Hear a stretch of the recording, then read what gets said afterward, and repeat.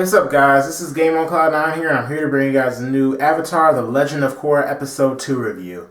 If you haven't already watched Episode 2, I'm going to go ahead and link it down below at KorraNation.com. I think Nickelodeon basically officially released the first two episodes, so if you had any other trouble with links that I put up before, like the link on dubhappy.com, you don't have to worry about that. Just check out KorraNation.com, and I'm pretty sure you'll be able to watch all the episodes, or both the episodes, I should say.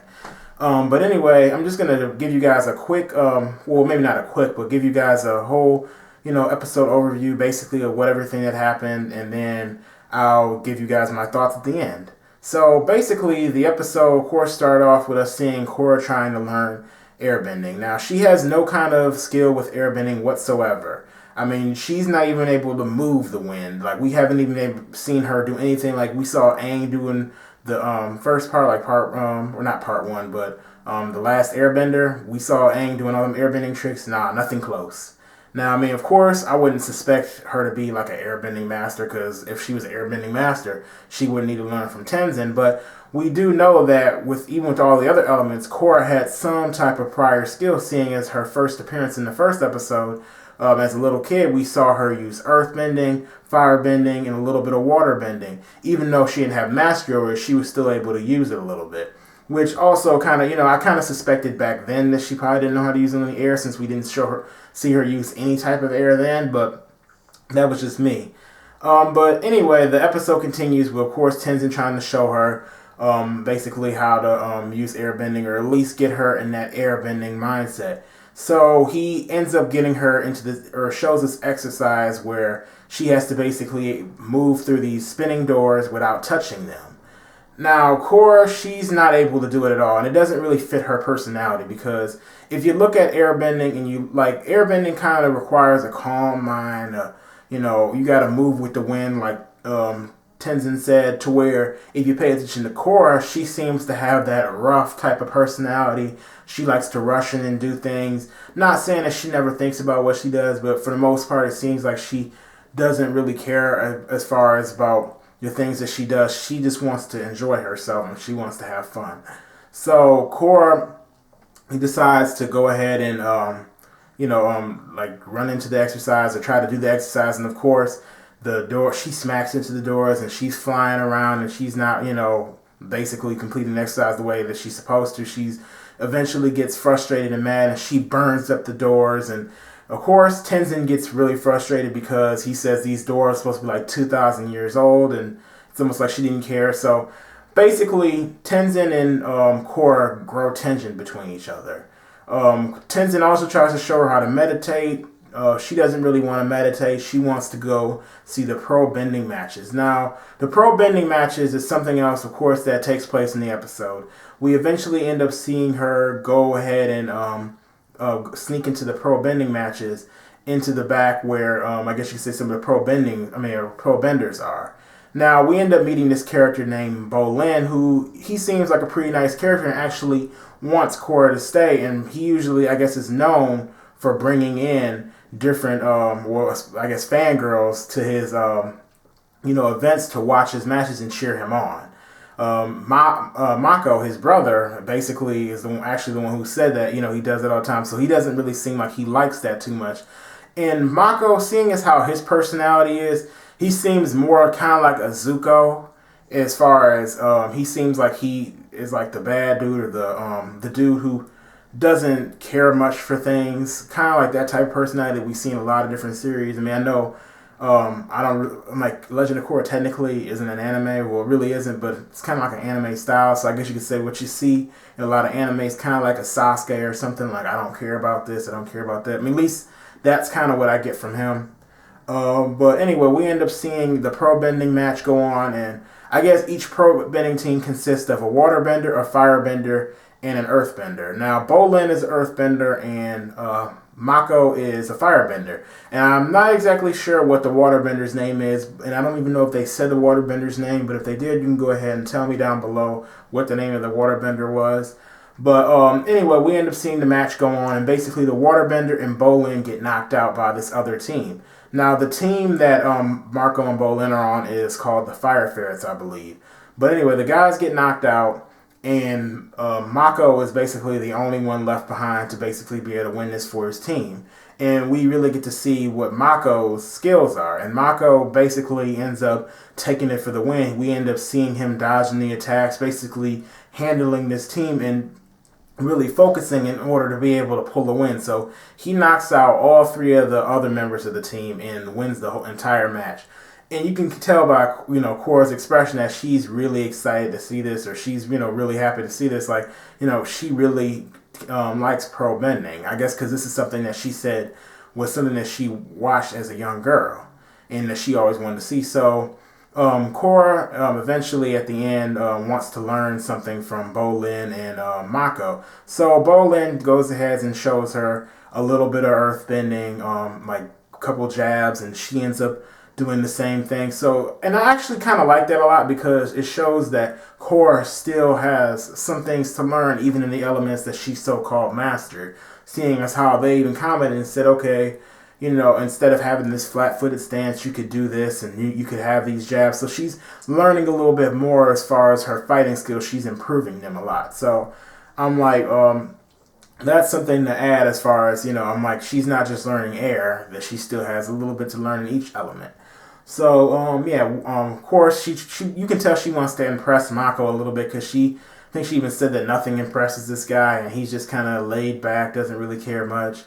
And you can kind of tell that these two are going to get together. I mean, honestly, I know some of you guys saying already, first two episodes, you can already tell that. Like, I mean, honestly, I think so. Especially, I know I'm going to skip a little bit ahead, like at the end when they're looking at each other. And like, out the window, or they're not looking at each other exactly, but they're both looking out the window with this crazy look, and you can tell she's probably thinking about him, and maybe he's thinking about her, who knows.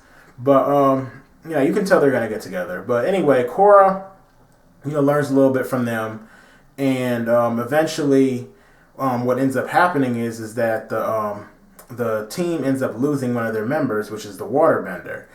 And Mako and Bolin are really in need of a member. Now Mako acts like he doesn't care, like they don't need anybody. And of course Bolin, when Korra volunteered to do it, Bolin was for it. He was like, all right, and then she ends up taking the place as the waterbender. Now, in a sense, it sounds kind of unfair because she's the Avatar, but she only was going to use like water until like there was a moment where she got frustrated because since she was new at this whole pro bending thing, she wasn't that good at it. She was kind of getting smacked around a little bit, messing up, fouling, and the other team decides to focus all their efforts on her to be able to pull in a win. So then Korra basically goes ahead and that's when she uses the elements for a second, and they say they ends up everybody in the ring ends up finding out that she's the Avatar, other than Bolin and Mako, who basically already knew this. So once they find out, they're like, okay, well, you can still stay, but you have to only use water bending. So she goes ahead and uses her water bending, but again, she's still getting smacked around because she is new at this whole thing, and she's really struggling with it. And there eventually becomes a point where it almost looks like they're about to lose the match. Oh yeah, and one other thing to add: when all this is going on, Tenzin ends up hearing on the radio that Korra is basically, at the pro bending matches because he had no idea where she had went, and at this point, he's already frustrated with her up to here. And same thing with her; she's already kind of pissed off at him because he didn't want her to go to the pro bending matches in the first place. And when he finds out that, he basically ends up heading there straight to the pro bending match, and he ends up having a word with her and basically tells her he's pissed off and he doesn't, like how she came here. And she basically calls him a bad teacher. And, well, man, it's not basically. That's exactly what she said. She called him a bad teacher. But eventually, Korra ends up realizing what Tenzin was trying to teach her is really useful because there was a point in the match where she was thinking, oh, I don't need, airbending. And, it's useless. What if I don't learn it? I just want to do pro bending. But she finds it pretty useful in the middle of the match, seeing as how it seems like they're going to lose. And then she decides to use the skills that Tenzin did show her for like when she first started learning how to maneuver and how to move like air. So it actually helps her against the other team maneuver around their attacks, their waterbending, earthbending, and firebending techniques. And she combines her waterbending with the earthbending, or not earthbending, but the airbending steps that she learned to be able to pull in a win. So Korra wins the entire match. And to wrap up the episode, basically, Tenzin and Korra apologize to each other, make up, and I think that's pretty much it, except that Korra has officially joined the Fire Ferrets as part of their team. Now, my thoughts on the episode, I mean, we can pretty much already tell now that, okay, this whole series probably is going to, for the most part, take place in Republic City. We may veer off from city to city here and there just to find out little things. And I don't think Katara will really have a big role in this, maybe like, of course, that she did in the first one, seeing as how she's old. We probably will see her every once in a while. But I thought it was a good episode. I'm pretty sure the next episode we will see the new villains. I mean, we've already seen them in the first episode at the end, but I'm pretty sure they'll make an appearance and maybe attack Korra, show a little bit of their skills off, and maybe they'll give us more room to see what Korra needs to learn and make these villains actually legit and actually show that they are, we're not top tier or anything like that, but they're, a challenge for Korra, seeing as how she hasn't mastered these elements yet. Or she's mastered them, but she doesn't have it at a pro level, like as far as she's not able to necessarily do it as throw let's say a fire jab as powerful as a pro bender is just yet. But there is a lot of different things that are interesting me about Legend of Korra, like the villains. This new city, as much as I'm kind of weird about it, it does seem a little interesting. So I am looking forward to the episode. There was, some comedy in this episode as well. Tenzin's kids, it's kind of funny to see them, you kind of think about, I don't know, like his kids, I don't know, they're just a little wacky and stuff. I think they'll be, kind of interesting to see as far as, comedy wise. But anyway, thanks for watching this video, guys. I don't know exactly if this was the best review, but go ahead and let me know what you guys think about this review, what you think about the episode. Please like this or dislike this so I can get better feedback as far as what you guys like, or dislike, or of course you wouldn't be able to tell me through a like or dislike, but just let me know how well I'm doing basically, and don't forget to like or dislike this. Make sure you comment like I already said, and don't forget to subscribe if you already subscribed. I know it doesn't really matter, but it does matter, but don't forget to subscribe, and basically I think that's pretty much it. Favorite this video if you want, and please share this video around. I'd be really grateful for that. But anyway, thanks for watching this video, and I will see you guys later.